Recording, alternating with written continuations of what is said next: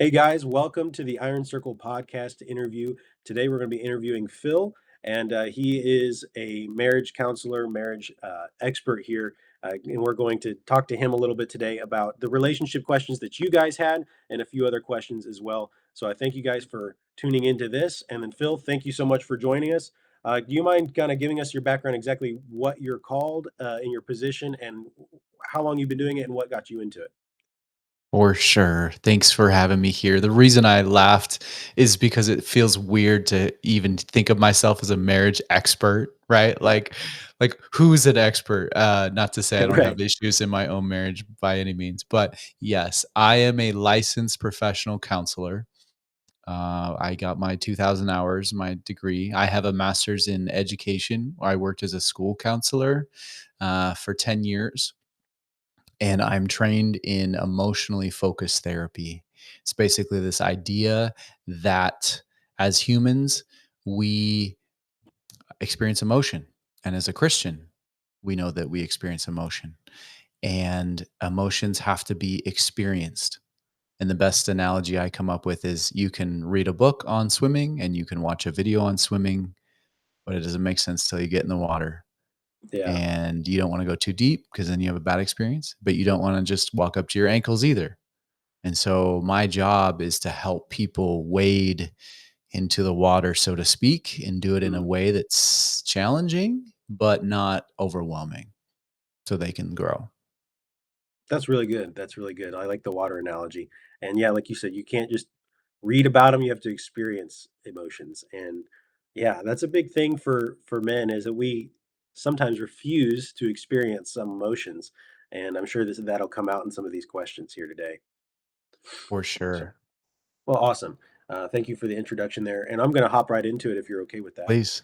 You're All good. right. So, our first question of the day was, what's the biggest mistake Christian men make in their marriage or future marriage without realizing it? Oh, yeah. Such a great question. The biggest mistake that they make, I'm going to just own it. What was the biggest mistake that I made is not truly knowing myself. Not truly knowing how I am wired, how I handle emotion, how I handle discomfort. Hmm. So it's less of a mistake and more of a lack of training. Yeah. Best and because you talked about the water analogy, we have to use analogies when we're discussing emotion because we can't see it and we can't touch it, right? Right. And so it's sort of the same mistake of like getting into a car before you learn how to drive. Right? It's we get into relationships, we get married without knowing how to do relationship. We just assume we know how to do relationship because we're alive. But Yeah. we've never sat down and gone, "Wait a second, am I good at relationships? Wait a second, do people feel like I listen to them?" If you are single right now or you're engaged, or it doesn't even matter right now, go ahead and ask people that you trust. Ask them, "Am I a good listener?" Or ask them, "What is it like for you to be my friend?"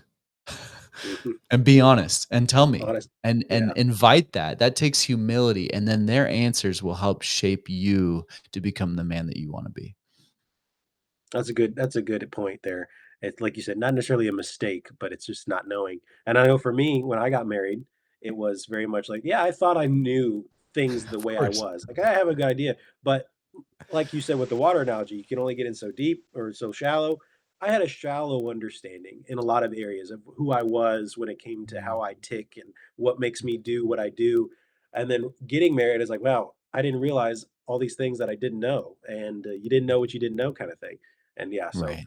but definitely, I guess when going into marriage, like you said, the challenge there is go ask your friends, are you a good listener? How is it being my friend? But Yeah. another thing is going into marriage or going into a relationship, realize that you don't have all the answers and be looking for them as quickly as possible and is in everywhere that you can. That's probably a good idea as well. Just being honest with yourself. I have not arrived, right? So, And to that point, I have to clarify, you will never have all the answers.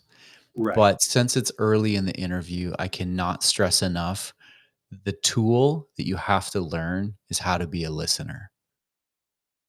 because listening is the currency of relationship. It's proving to the other person that you see them, you hear them. And I Yeah. see this pattern over and over. Women will say, I don't feel heard, I don't feel seen. And every guy will go to their grave going, I do hear you. And, you can send a text to heaven about how great a listener you think you are, but it depends on the people around you. They get to decide. If they Right. feel like you're a good listener, then you are. Yeah, that's a good point. That's a good point. Oh, thank you for that. Number two.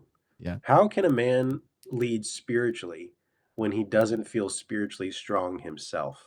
Mhm. And it's interesting again as we talk about this realm of emotion. What does Yeah. it mean to not feel strong spiritually? Yeah. That means something different to you, that means something different to me, and that's where there's a book called Emotionally Healthy Spirituality. I don't know if you're familiar with that. Mm-mm, no. Um, Highly recommended just because this concept of emotional health is spiritual health in the sense that we're called to love people, we're called to love God, and our Mm, ability to love is directly capped to our feelings, right? We always go, oh, I didn't, it like, when your wife says something you don't like, how do you respond? Do you love her or do you go, oh, and then defend and fight, and then you don't hear her? But the way that you can spiritual lead is by laying your life down. That looks like, I yeah. know this brought something up in me. I'm going to process that. I'm going to understand why am I even defending? I saw a video from Eaglebrook, the church out of Minnesota. My wife's from Minnesota, and it came Okay. out in October, and the title was "How to Live Without Being Offended." And I Mm, love that line. I think of Christians like it's the glory to overlook an offense, right? In the book of Proverbs, and we get offended so easily, and we get offended because we have a weak emotional tools. mm, And when you learn to understand and take ownership of your own feelings, you realize nothing's personal. It's not about us. And we know that logically. It's about God. But when other people send messages, they're hurting. They're going like your wife will say, you care more about work than me." Now that's a feeling. It's a feeling of I don't feel seen by you. I don't feel valued. I don't feel heard. But we take offense to that and we go, "What do you mean? Of course I care about you. Can't you see how hard I'm working?" And then what happens is there's two messages clashing in the middle because no one is truly listening. And yeah. so spiritual leadership looks like it's not about me. I can be empathetic. I can hold space. And if you don't feel that you can do that, then that's your signal on the dashboard. Hey, let's take a look at why. Why don't I feel this way? So long answer. But I could talk about this stuff all day. So Yeah. important. So it's basically, like you said, basically that spiritually strong goes back to, I guess, back to your emotions first, right? The capability you have to be emotional, and what your emotions look like. They're And then, intertwined. yes, and then there's the, like you mentioned, the laying down your life there. I guess maybe priorities can play a factor in how you feel. Would you agree with that? Yeah, there's so much here.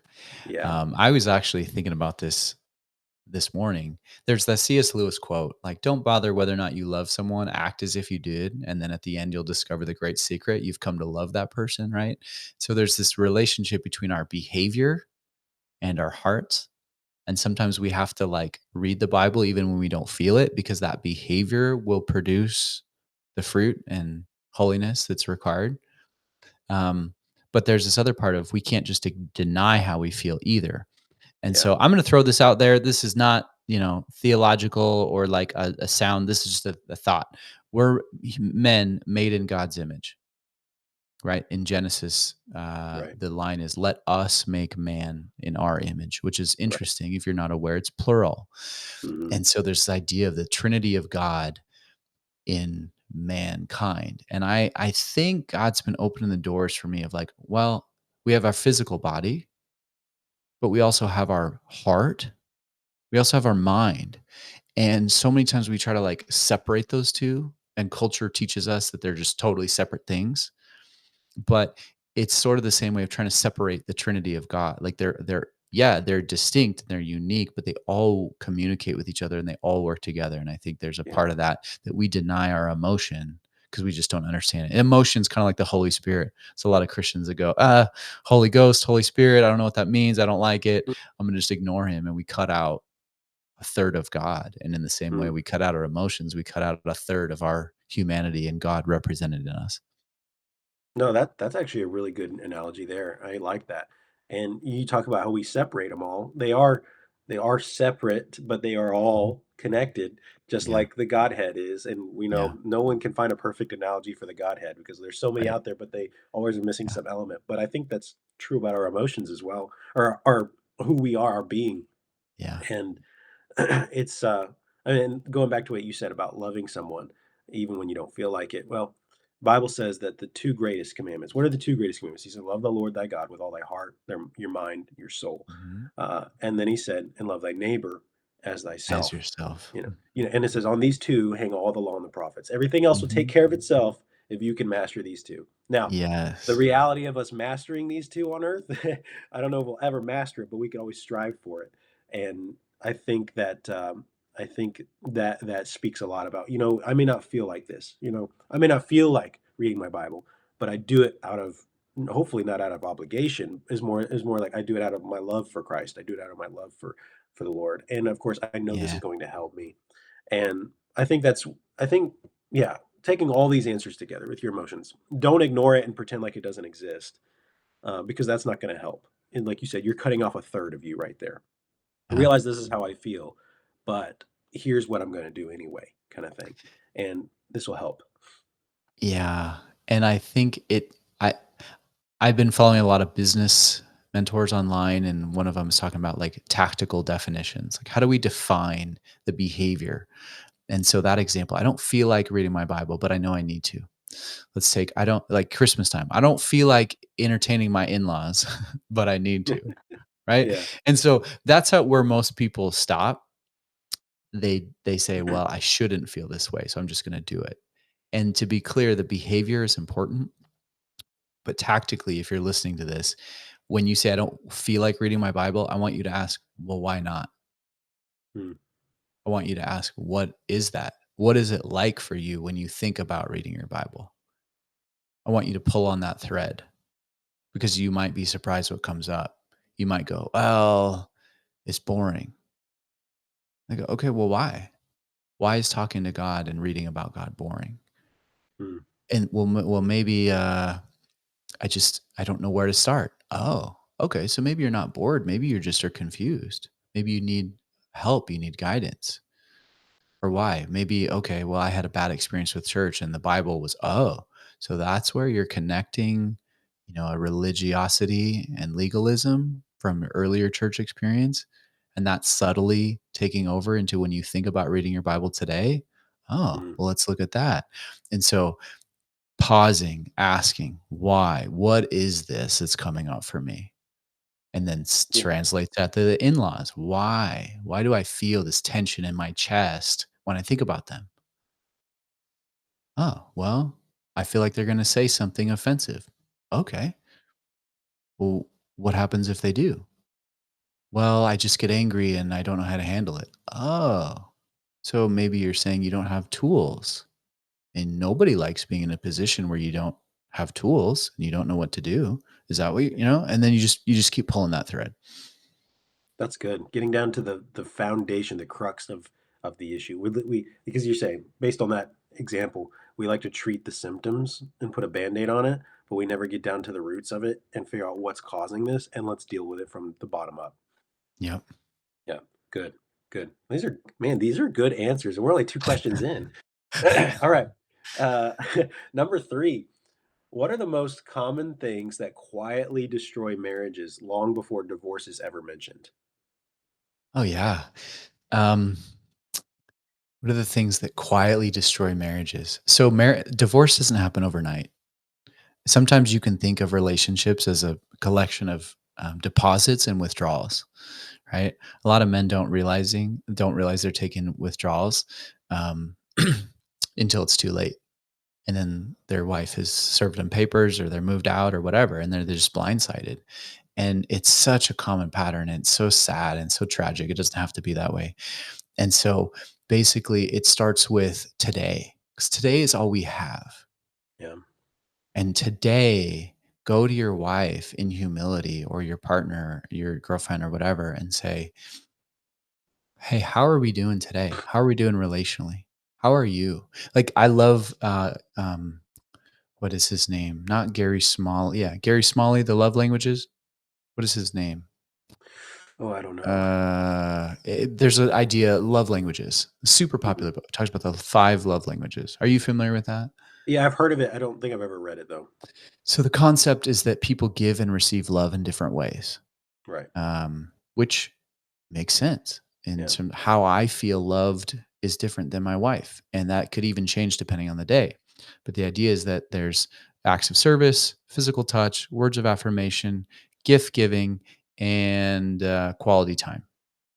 He divides 5. It's not like there's probably more, there might be a little less, whatever. But the point is that each of us has like this, they call it this love tank. And I love again, it's a metaphor, it's an idea of to help us describe what we're doing. And Yeah. so it's much more helpful, and ultimately we have to take responsibility. How is my tank doing? And so for a lot of guys, stereotypically their tank is physical touch, sex. And if they don't have sex, their tank is low. But what ends up happening is they don't have tools. They either just build resentment, because it goes back to what we talked about before. Well, I'm not having sex, but I know that I should be okay with that because I'm supposed to love my wife. So I'm just going to do the right thing and not bring up that my tank is low. And then what's going to happen? They're going to suffer. They're going to build up resentment and hurt and anger, and it's going to come out in other ways. So that's going to destroy a marriage. Likewise, stereotypically, a lot of women will want quality time, words of affirmation. Their tank will go really low. Hey, we're not really connecting. I don't really feel heard by you, which is a skill. Again, we talked about listening, but that Mhm. tank gets low. And then it comes across as they don't have tools either. They go, you never, you always, you don't care, you don't get me. Very accusatory.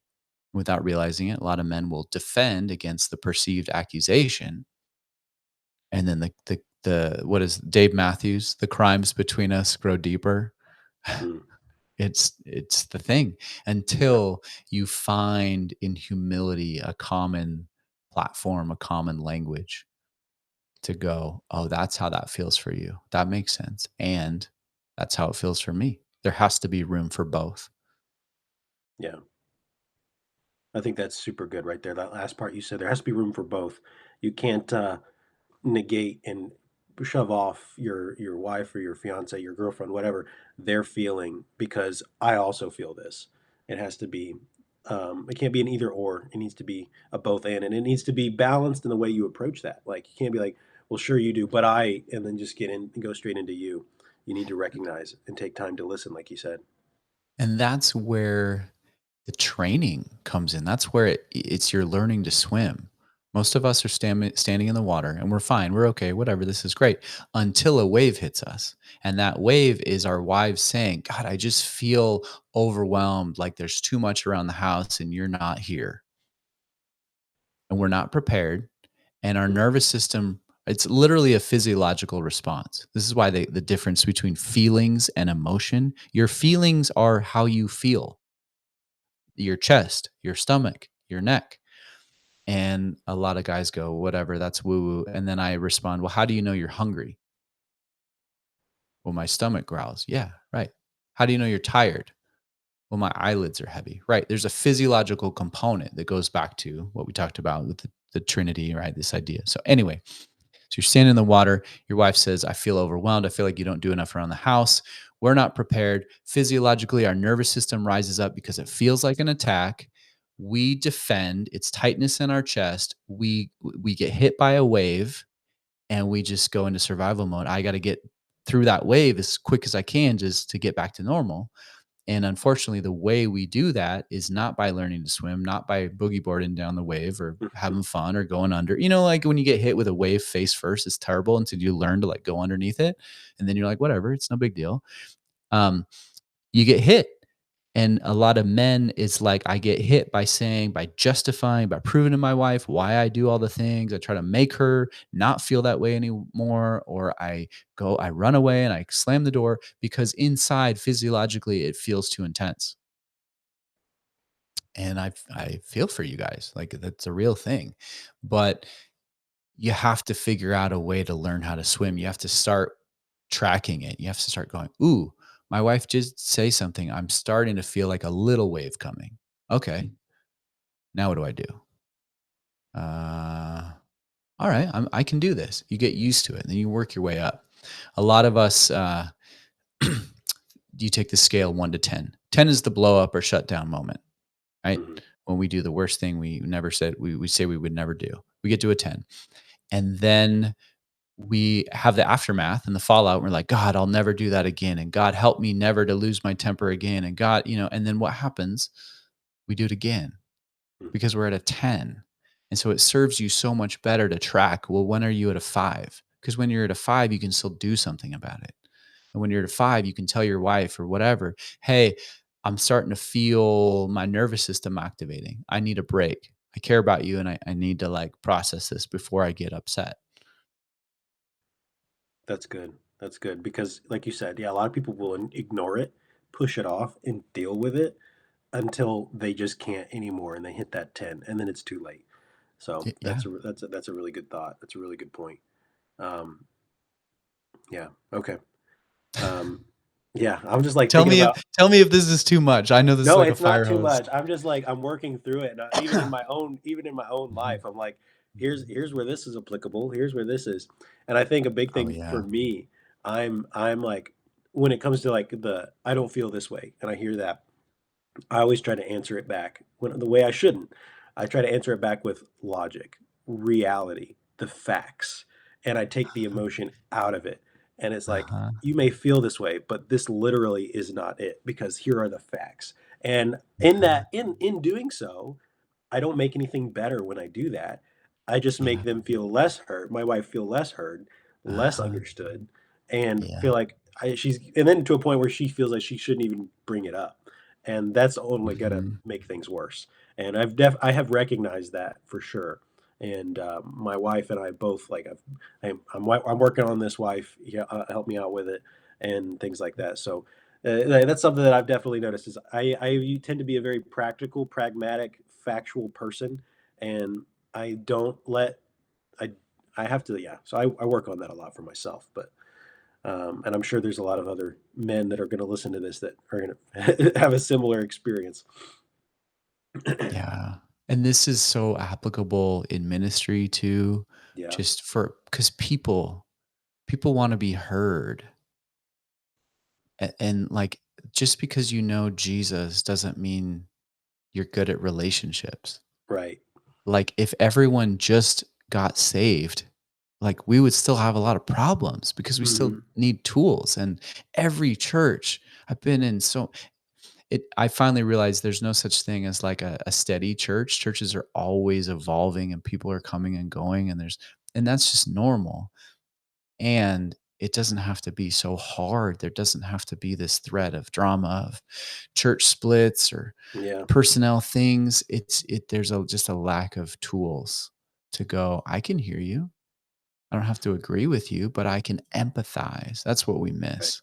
Whenever we try to you can't fix feelings. You can't fax feelings, right? Like you guys probably know this quote, facts don't care about your feelings. Yeah, yeah, Well, the opposite is true. Feelings don't care about your facts. yeah, And there's a place for both. right. That's where the balance of truth and grace. Hmm. Jesus is the perfect. Like Jesus, if you look at Jesus, he would meet people where they were at.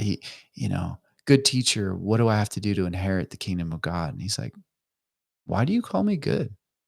Like, what's coming up for you? What are you really asking? Hmm. He didn't just straight up answer. He like saw the heart, right? Yeah, and like there's a few other examples of that. Um, well, when Adam and Eve sinned in the garden, God came to them. He knew, of course, exactly what happened. He's omniscient. Mhm. He knows everything, Yeah. and And what did he do? Where art thou? Was the first question he asked. Where are you? Uh-huh. Yeah. He knew where they were. Well, we're hiding. Okay. Why? Yeah. Because we were naked and ashamed. How did you know you Yeah. were naked? And then he's like, Yeah. why did you eat of the fruit? Well, Adam said, well, my wife gave it to me. And so he, Uh-huh. wife, why did you eat of it? Well, the serpent beguiled me. And Yeah. he had patience. He listened to them. And then he went to the serpent and he didn't ask any more questions. He cursed the serpent and there on out. But at the beginning, God knew exactly what had gone wrong, and He still Uh-huh. asked questions. In our lives, if God, the omniscient, all powerful, everything knows what's going on, will stop and ask questions, because even though He understands, what makes us think that we have the answers in our finite mind? We know exactly why that person did this or said that, and we won't ask questions. We just jump straight to the conclusion of they must have done it because X. And Proverbs 3, I was just talking about this the other day, and I've preached a message on this, and it's a very interesting thought. It says in Proverbs 3, that's where it says that you trust in the Lord with all thine heart and lean not under thine own understanding. In all thy ways acknowledge him, and he shall direct thy paths. Right before Uh-huh. that, though, it talks about binding mercy and truth about thy neck and writing it upon the table of thine heart. And it said, if you do that, then thou shalt have favor with God and man. And well, you talked about that grace and that truth. You can be truthful, but you have to have mercy with it. And you can't have mercy without truth, because that's compromising. You're not helping anyone. You're just telling people what they want to hear. But if you have truth with no mercy, then you're way too harsh. No one's gonna listen to you. And there's that balance. And the only two people in the Bible, because it says if you do that, you'll have favor with God and man. The only two people in the Bible that I know of that it said that they had favor with God and man is Samuel the prophet in the Old Testament, and then Jesus Christ himself. It says when he was growing up that he grew in stature and in favor with both God and man. And so I'm like, two people for sure right there that would be great examples. If we could live up to be like a Samuel or like Jesus, of course, the perfect Mhm. example. And we did it by everything we do, mercy and truth, in mercy and truth. That's where it's at. And not to go too deep into this, but that binding mercy and truth about thy neck, like a necklace. Imagine that Mhm. you you would see this necklace. You would be able to see it right now. If I were wearing a necklace, you would see it. It'd be prominent right here in the center of my body. You would be able to Mhm. see it. And just like mercy and truth, it needs to be present. It's prominent. It's who I am from the forefront. My first interaction with you is in mercy and in truth.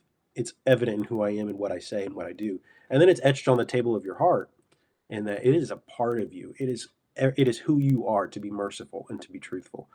Mhm. And I think, yeah, like you mentioned, that grace and truth is so important. And if you have one without the other, you're something's not going to go right. Like like this whole thing is balance. It's all balance. Mhm. Um, and then I can't help but think of the other reference when you were talking about slowing down and represent, like when your wife is bringing up those, I feel this way. Okay, a soft answer turns away wrath. Okay, so I'm gonna Mhm. stop. I'm gonna think about it, be slow to speak, swift to hear. I'm gonna slow Mhm. down before I say anything, and I'm going to hear. I'm not gonna just hear, I'm gonna listen. I'm not just gonna listen, I'm gonna actively listen. And Yeah. that is like that's the key right there. Now we just gotta use it. Well, and I love that. I would ask Ethan, how do you do that? How do you show mercy and truth? How do you active listen? So mercy and truth, yeah. What's your tactical definition of that? My tactical definition, it is to, let's say that you see someone doing something wrong or in a relationship. There's something that's obviously not right. Okay. Are you going to walk up to them and say, hey, you, you heathen, you whatever, how dare you? I can't believe you would ever do this. That is and you should not be doing this. You should be doing this over here. You did that all in truth, but you didn't Mhm. have mercy at all. And it's like Mhm. mercy. Someone makes a mistake. Hey, I'm sorry that this happened. You know, can you tell me? Can you tell me why you did this or how this happened?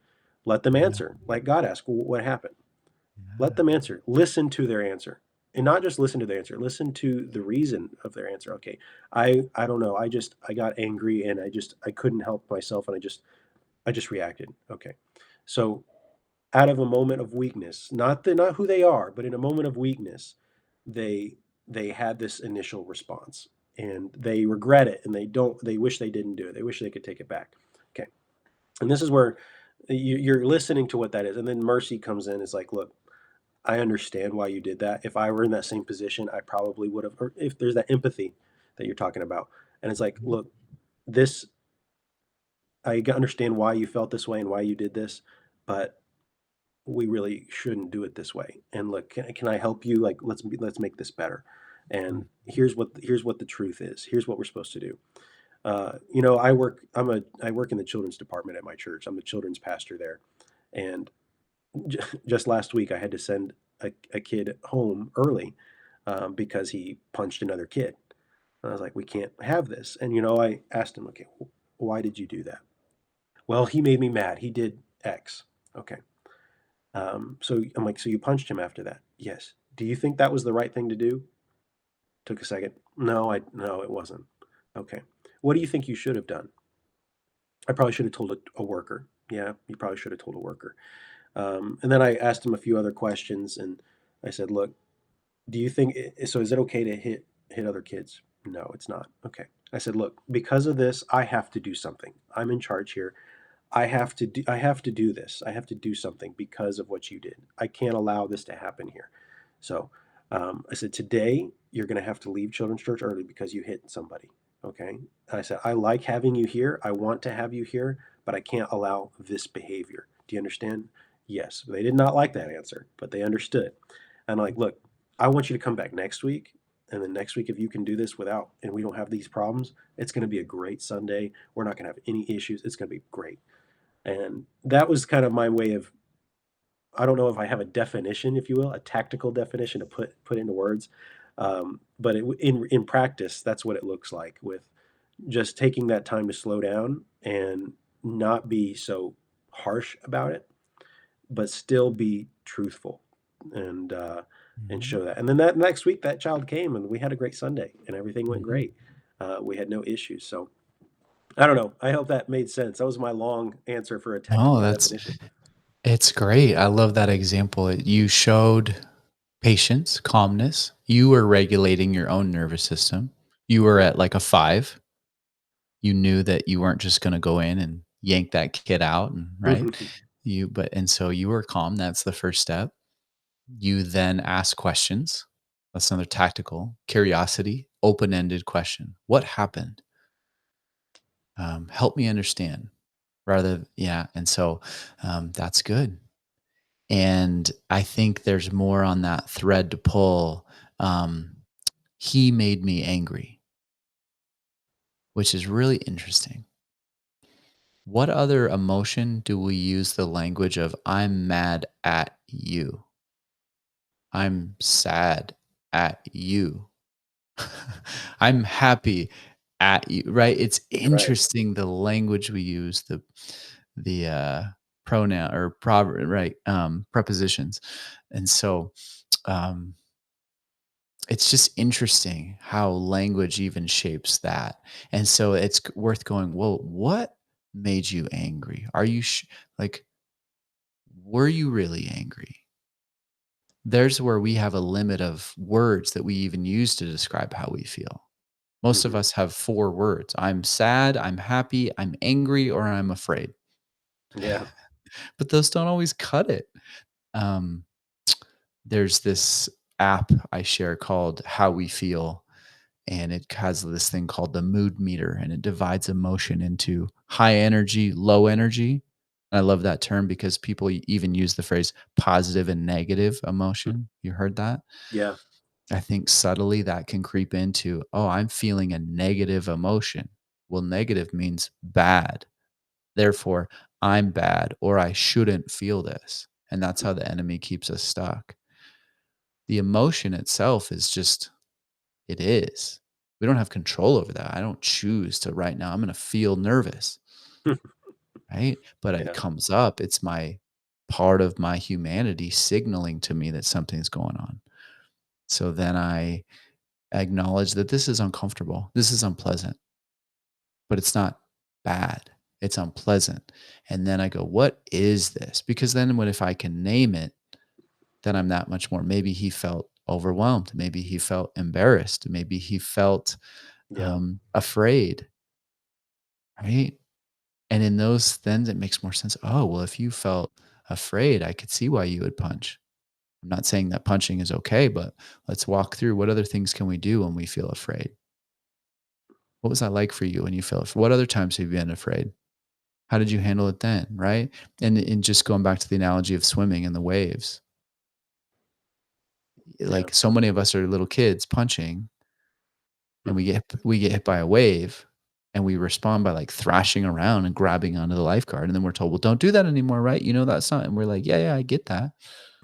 Yeah. I need help still. Yeah. I need help swimming. That's good. Yeah. And you helped put into words what I did better than I could. So, well, the kids. So you're able to recognize those things. All right. Um, let's see. How can a man rebuild trust after conflict or failure, whether big or small? Yeah.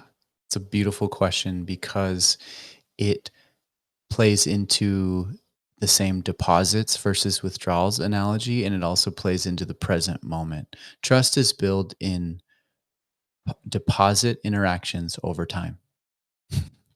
And so, what I mean by that, if your wife goes to you to try to share how she feels and you try to fix her or you get a big reaction, she's going to leave that interaction going, that didn't feel good to me. I don't trust that that's going to go well. So, how do we rebuild trust? We make sure that the present interaction we have is quote unquote good.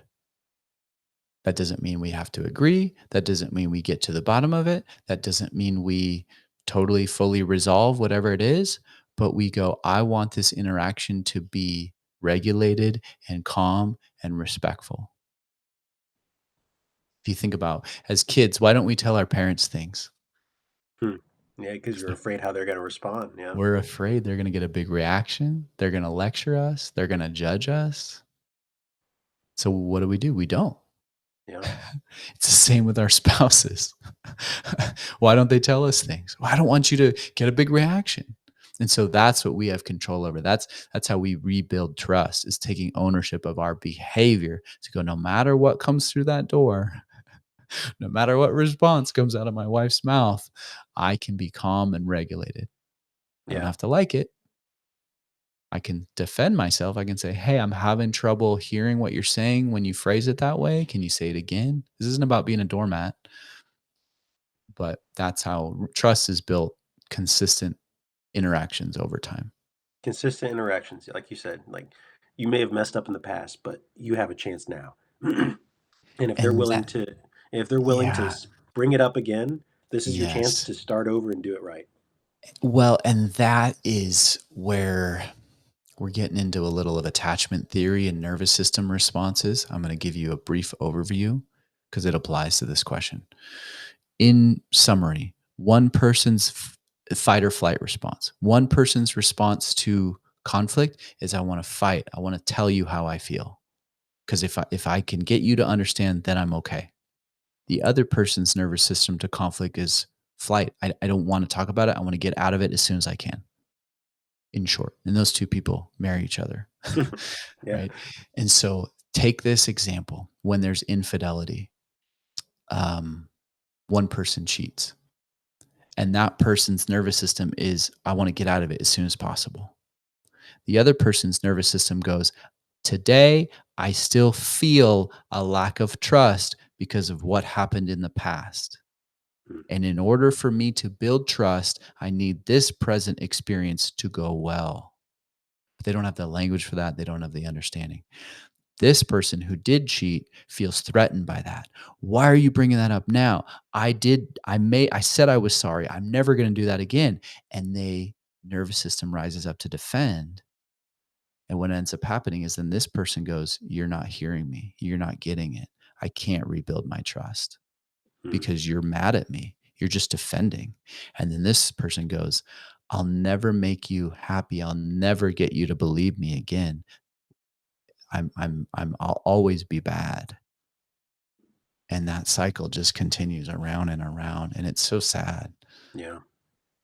Yeah. Yeah. Because at what point, at some point, they're going to be like, "What's the point of continuing this if it's going to remain in this cycle?" Yeah. Yeah. So taking that time to rebuild after conflict or failure is having a game plan, right? Because you want to be prepared on how to interact so you don't react in the moment. And it's like, Yes. okay, when this time comes, if my wife brings a complaint to me, have a game plan. This is how I'm going to handle it. And obviously that is not a perfect system, but it's better than just going into it completely blind and having no plan on how you plan on handling it. And Can I share with you a tool yeah. that if I had to give one tool today, like tactically, talk about a game plan, I use the acronym REV, like you're revving a car engine. Hmm. It stands for R is reflect. And you've already been doing that a lot in this interview. You're reflecting back to me my answers. That's showing me, that's communicating to me that you're hearing me, which is great. E is empathize. I could imagine that feels this way. So R, E, and then the V stands for validate, giving validity to. That makes sense why you feel that way. Yeah. So if you can practice that, rev, rev, rev, rev, rev, even if you just start with R, reflecting back, what that does is it slows things down and it buys your nervous system time to respond. So your wife Yeah. comes in and she goes, and you're sitting on the couch, you just had a long day at work or whatever, and she goes, you didn't buy me anything for Christmas. You don't even care about the holidays or whatever it is. Your first response, if you can train your body to go, I hear you saying that you're upset about Christmas, just even that act buys you 5 seconds to try to slow things down. She's going to feel like you're present with her and send her message again of, yeah, you know how important this time of year is for me and I'm feeling left out. And then you can go, I hear that you're feeling left out this time of year. And you just buy yourself time to go, what is she actually needing? What is she actually saying? And again, this I'm gonna make sure this interaction goes well. Yeah. Because old me would go, what are you talking? I'm just sitting here. Why are you complaining about Christmas again? What's your problem? Why can't you know? And now we're fighting. Yeah. Yeah. Yeah. Or I just got home. Just leave me alone. Like, Mhm. yeah, Yeah. all that. Yeah, all that. So reflect, empathize, or empathy, and validate. That's your Yes. rev. All right, Rev. that's a good tool. That's a good tool. Very helpful if we apply it. And that's the thing. All this, everything we're going to cover for those listening. It's all great in theory, but if you don't ever put it into practice, this has no value. So make sure you put it into practice because um, that's where you're going to get the most help out of it. I'm wondering, and I know you got lots of questions. I'm sorry, Ethan. No, you're good. Well, and There's, we don't have to get through all of them. We have, I want to share this story if it helps one person. I just like about putting into practice and why this really clicked for me personally. So one, I had been training as a therapist, so I had some practice, but it didn't really click and make sense until um, my relationship with my dad. And so in 2020, I lost my mom mm, at the same time that my firstborn daughter was born. So it was such a cluster of a year. And we moved from Alaska to Arizona, the pandemic, obviously, my mom had cancer, and it was just like so much. I was literally split in two because I'm trying to be excited about my daughter, but I'm also losing my mom. And this pattern kept happening. My dad would just keep saying these things that would trigger me. And I'd be so hurt and upset. And the interactions never went well. It's just, I always left feeling another water analogy. I felt like I was in the middle of the ocean and it was just like adrift and it was horrible. And finally, I was like, I'm just going to try reflecting what he's saying. And you sort of have to take yourself out of you have to just pretend that you're not part of it. You have to go into third person mode. And I was just like, I hear, Dad, that you feel like I took over and made these medical decisions and all this stuff that every ounce of my being wanted to fight and defend and go like, what are you talking about? But I just paused that and I was like, I just reflected, and it was wild. Just it didn't escalate. He felt heard. He was like, well, yeah, that's it. You get it. And I remember where I was in the car. I remember I was sitting in the driveway. I remember it was at nighttime, like one of those core memories, right? And I remember describing to my wife, like, every other interaction with my dad had been adrift in the ocean, and that was the first time I felt like I had some ground to stand on. Mm, And that's where the Lord was like, that's the tool, that's the skill, because it's not about me in that moment as much as I want it to be. That's tactically what dying to myself look like, because God's got me. God knows. yeah.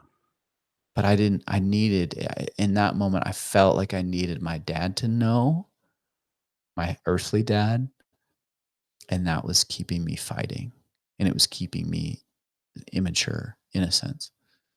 And Mm, so by pausing that and going like, I don't have to defend anything. I just can choose to listen. And it was like, just everything clicked.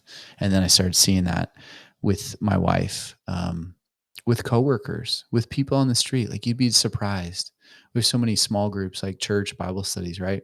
mhm, We've all been there. We're sitting around, or a men's group. Somebody shares something. Man, I'm really struggling with pornography, or I'm really me and my wife, I don't even know how we're gonna make it. And people go, yeah, yeah, yeah. Thanks for sharing, bro. And then we move on. Like, because we don't know what to do. yeah. And it's like such a missed opportunity, because I use this phrase, emotion first responder. So like when somebody is hurting in our circle, to go to them and go, oh my gosh, I hear you saying that you and your wife are stuck. That sounds awful. Like, you must be so tough. Like, tell me more. Like, I want to stay with you. I Yeah. use this analogy of, you're hiking at night in the woods with somebody, and you have one like headlamp or a spotlight to share. And what communication is like is, one person says, I need the headlamp over here so I can find my way through the path, because I'm gonna fall, I'm gonna trip. I need your help. AKA, they try to share with us how they feel. But what happens is, we take the lamp and we go, "Shh, I feel this about this. This is what it's like for me. I'm feeling blah blah blah." And we take the lamp and we go on to our path. Meanwhile, they're stuck in the dark and they can't get anywhere. Mm, And so, lingering with the lamp to go, I hear you just shared a hard thing with me. I want to stay with you a little longer. um, whether it's your wife, whether it's that kid at church, before we move to the truth, I think, too quickly, mhm. to go, what happened for you? What is that like for you? I want to stay there. And I think by that lingering, by that staying, it allows room for healing, Yeah. allows room for trust. It allows room for the Holy Spirit to do what he does. And we in our fast culture miss that. Yeah, I would agree with that 100%, especially that last part, that fast culture. Everything. You hear these people from like other countries and missionaries to other countries. They're like, the United States is a fast culture. Everything has got to be extremely Mhm, efficient, and you have to mhm, just move, move, move, move, move. And like we do that in our relationships, and we do that with our conversations, and we do that with feeling with other people.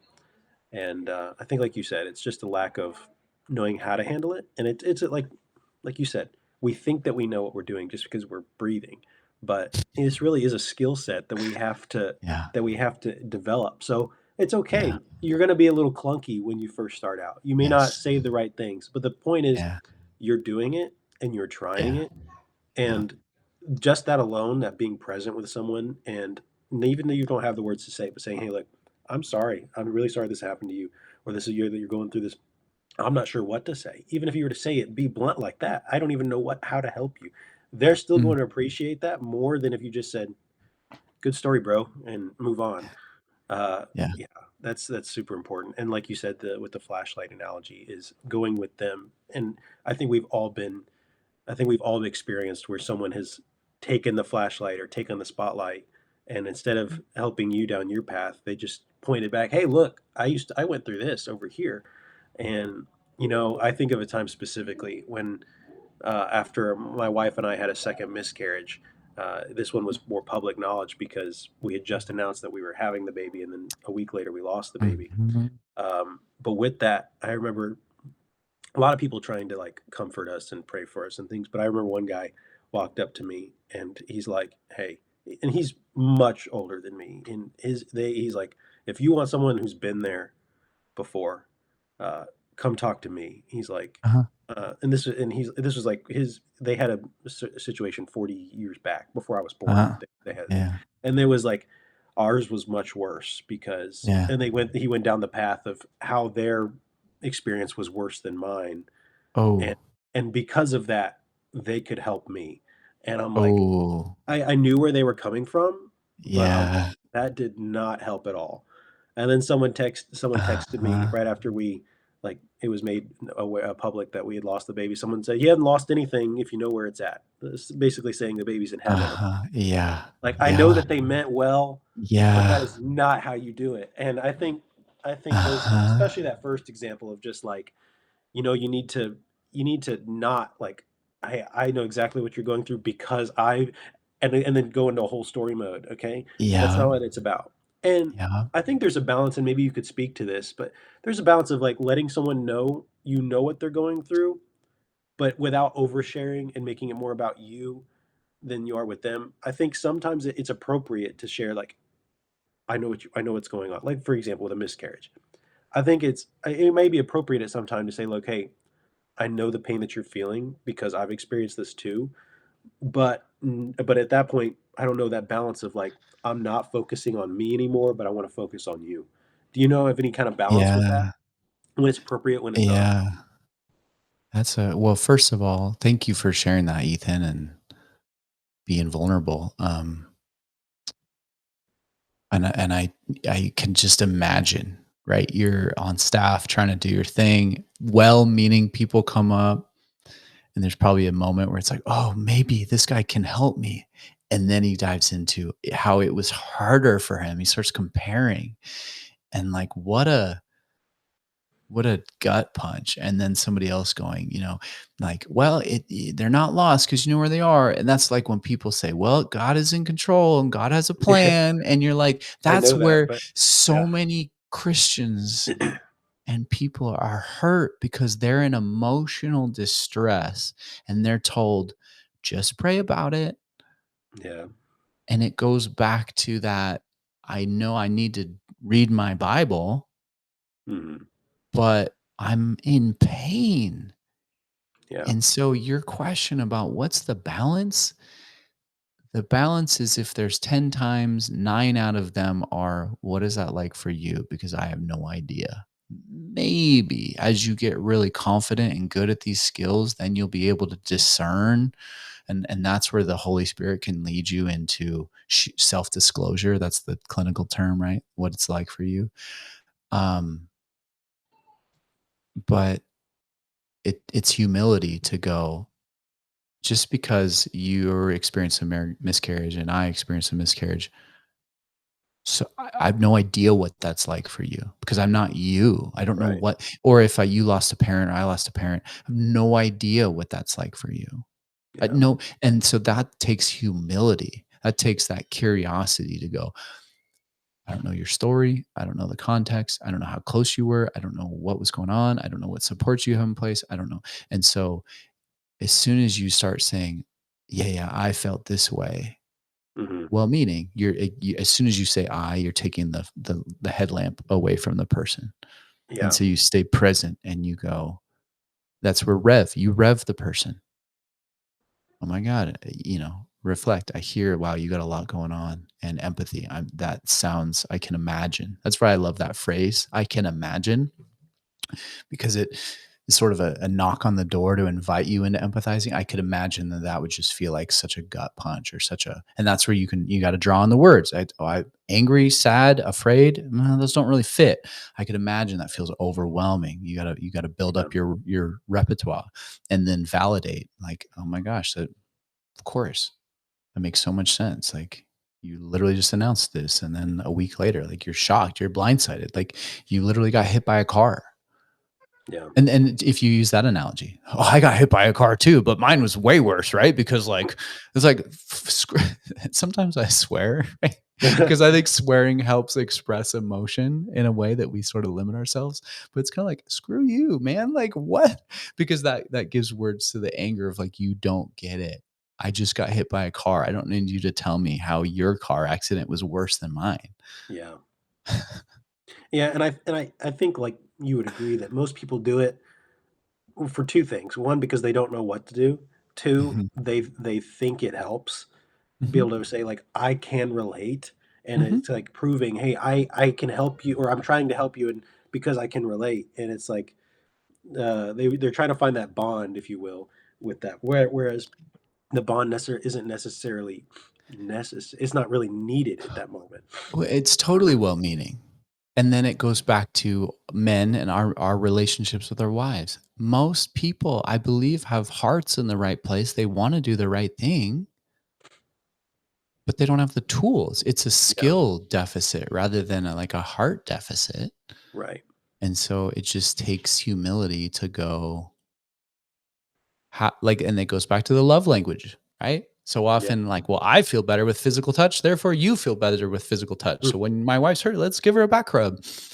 And then she's like, I've been touched by the kids all day. I don't want anyone to touch me. mm, And then she goes, that's annoying. And then I go, oh, I'm offended now. I'm hurt because yeah, you rejected my, and it's like, let's grow up.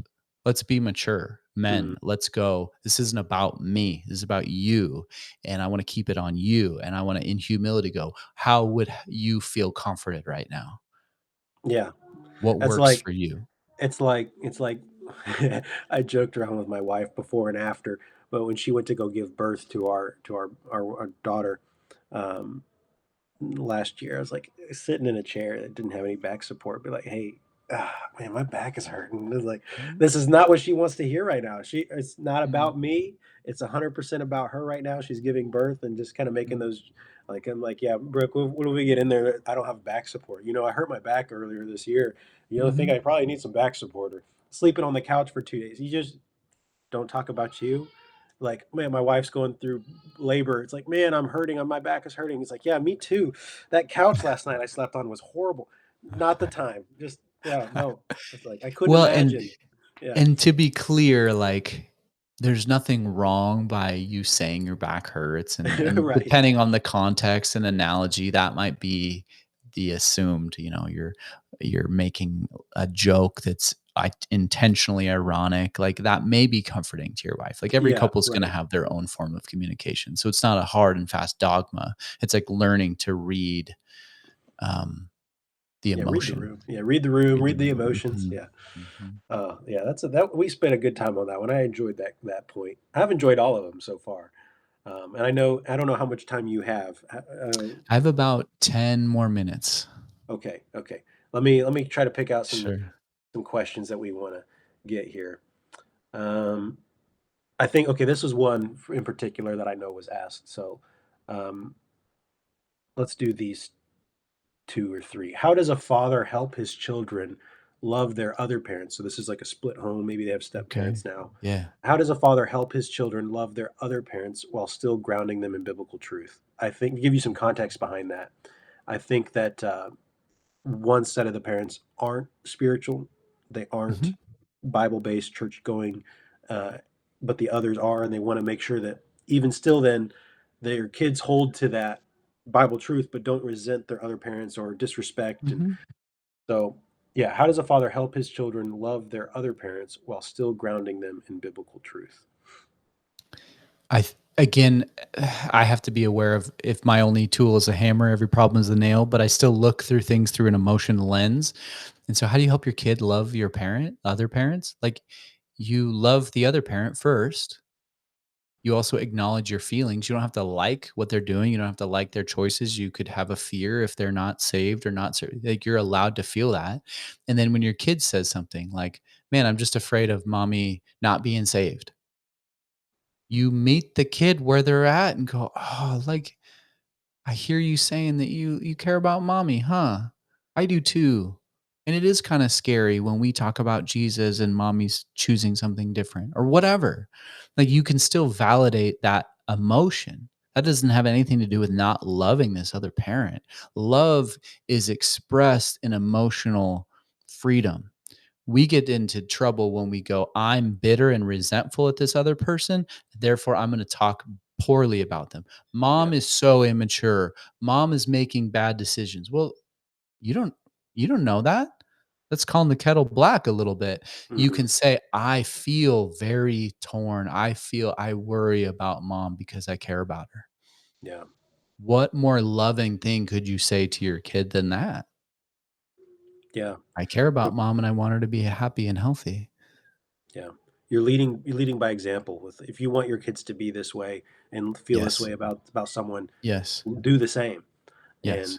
And just, yeah, set that example for them that they can follow. Because if you have bitterness and resentment, and like, man, I can't stand, but you need to love, and it's going to send really mixed signals, and it's probably going to cause bitter resentment in the children, possibly to both. They're gonna model that. No one in the world will respond well to a finger pointed at being told, "You need to do this."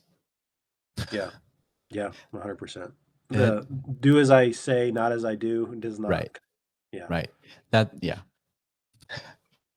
How should how should a husband lead when he feels convicted to attend a different church, but his wife is hesitant or uncomfortable with the change? Well, again, there, even embedded in that question now, hopefully you're picking up on emotion languages. Hmm. Uncomfortable, hesitant. The man needs to meet her where she's at. "Honey, help me understand your concerns." Because maybe God is giving her some valid concerns because she's still your wife, right? Have you ever thought about that? It doesn't mean you have to agree, but just help me understand. Well, I'm just worried about the doctrine at this other church.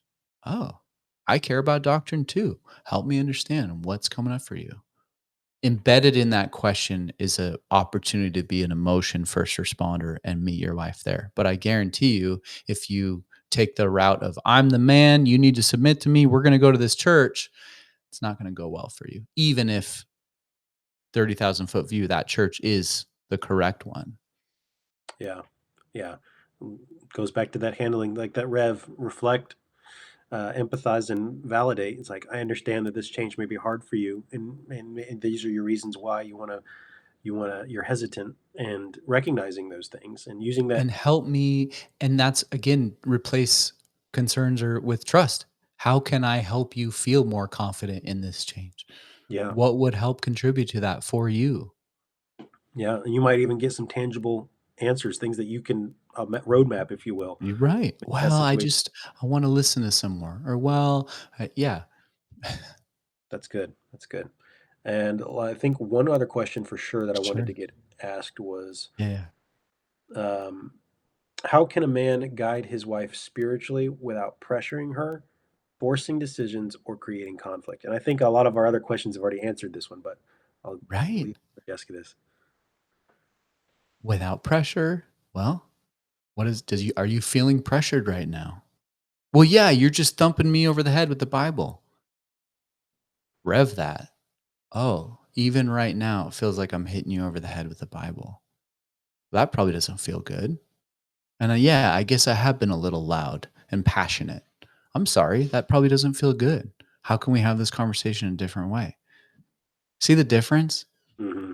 That's a tool, that's a skill set versus, no, I'm right. No, you need to do this. I'm going to keep thumping you over the head with the Bible. And that doesn't feel good. Right. So there's always going to be, or what were the other parts of the question? Uncomfortable or pressure or Without like, pressuring her, forcing decisions, or creating conflict. right, right. So pressure, forcing, conflict. I mean, that's the whole Ezekiel. Like, God wasn't in the storm, he wasn't in the fire, he was in the still small whisper. Like, God never forces, he calls, he hides. It's kind of a paradox. He like hides and wants us to find him because he's never going to burst down the door. So you're Mhm. never going to find that same way with your wife. You have to shift, and whatever you have to identify what is causing me to want to force things. What fear am I not addressing that feels like I have to force this right now? That's your question. It's more turn it inward and go, what is coming up for me? And Yeah. then once I bring that to the foot of the cross and pause, then I will be more open and have more capacity to go, what is it like for you, honey? Nobody ever was dragged to Jesus. They were invited and called. Yeah. Bible says if we lift Jesus up, that he'll draw all men nigh unto him. But at the end of the Mhm. day, he still gives everyone free will to decide. Mhm. Yes, I Yeah, accept, or no, I reject. And right. I think with this, we need to lift up Jesus. We need to live by example, right? Right. Lead by Right. example in all these areas, and Right. then show the roadmap. This is why I believe we should do this. I believe this is what's Christ honoring, God honoring, and lead If spiritually. if Go there's ahead. room for you to share that why with the other person, Yeah. but if we're not careful, that's still just me. Yeah. If you get, yeah, you have to be, yeah, it's If just they that the right ask time, the you, right if moment. they Yeah. say, "Honey, genuinely, why do you care so much?" That's a perfect invitation. It's an opportunity. But if they're feeling, religious trauma or beat down or afraid, and then you go to them passionately, "This is why it's so important to trust God." it's it's not going to get through Yeah. unless obviously the Holy Spirit is clearly calling you, and that's, only that discernment level. But more often than not, it's like being that consistent presence that I'm here. I'm going to sit with you at the well. You're Yeah. going to talk to me. And then once you open up to me and I hear you, then we're going to start dropping some insights, right? Mm. And then that's going to call you to change. That's good. I like the woman at the well and analogy that you brought up there. And it's that open invitation. I'm here. Here's what I am. And as soon as you're ready to talk about it, let's talk about it. And I'll answer your questions rather than, hey, we're going to sit down and you're going to listen right now, Right. kind of thing. So, Yeah. okay. Well, I know you got to get to going. So, I hey, got I one, got our time for final, one more probably, yeah. okay. We have here's a kind of a question that I ask, and I'll, with everyone we interview, and I'll try to adapt it a little bit for this relationships and things. But if you were to go back and talk to your 18-year-old self and gonna give yourself one piece of relationship advice moving forward, whether that's friendships, girlfriend, whatever it is, relationship advice, what would that one piece of advice be? Yeah. Great question. I I'm gonna say it like this and then explain it. Learn emotion messages. Um, Learn how to validate and reflect emotion because it's so powerful. Because then Hmm. you don't take offense at things. You realize that people are just trying to share how they feel. And Yeah. if you can do that for yourself and for other people, it's gonna, I wouldn't necessarily trade any of my choices or shift because they've made me who I am today. Right. Um, but if I whatever in this opportunity, it would be like, yeah, some of these relationships that you're in, this is why you feel the way you do, and this is what's going on. Because at the time, I didn't know. I had no idea. This is why it's so hard with your dad at times. And this is why. And this is what's going on. So learning those emotional signals, learning what they mean, learning the reason Mhm, behind them. mhm. That's good. And if we can Learning focus, to accept them. A lot of us say, I shouldn't feel this. yeah, And yeah, that's a subtle trick of the enemy to invalidate your own experience, yeah. right? Come to grips with the way you feel and acknowledge it, own it, and work through Acknowledge it it. in the way that you should. Yeah. Yeah. Right? Like, oh, I'm feeling really bitter at my ministry right now. God forbid. But like that happens, right? Yeah, yeah, Instead of going, well, I shouldn't feel this way. I just need to keep pushing on. Well, then it always yeah, comes out in some addiction or numbing behavior or comforting behavior. But to go, wait, what is this? God's not afraid of my feeling. yeah. Oh, I'm feeling burned out. Oh, I'm feeling overwhelmed. Oh, there's this part of me that needs some support. Hmm. Okay. Yeah. Thank you, Lord. for showing me that. Now, how do I communicate that? How do I help get that need met? Exactly. That's what I was going to say. You after you know what it is, it's to address it, so we don't have to live in this bitterness or whatever it is. Address it. Mhm. To get it taken care Mhm. of, and everyone, including you and everyone around you, will be better for it for taking care of it. All right. Well, Phil, thank you so much for doing this interview with us. It was very enjoyable, very insightful, and I'm sure our men are going to get a lot of value out of it. And for those of you watching, Phil has his own school community here on the school platform. So I'll probably link this inside the description of his community there. So if you guys want to join his community and get some more insight from him and his community, feel free to do that. And so yeah, thank you guys for joining. Phil, again, thank you so much, and I'm sure we'll talk again over messaging or something at some point. So thank you very much, and I will talk to you guys later. Definitely. Thank you, Ethan. Appreciate your ministry and honored that you'd reach out and have me join. All right, thank you. Yes, sir. All right, see you later. Yeah. Bye. Bye.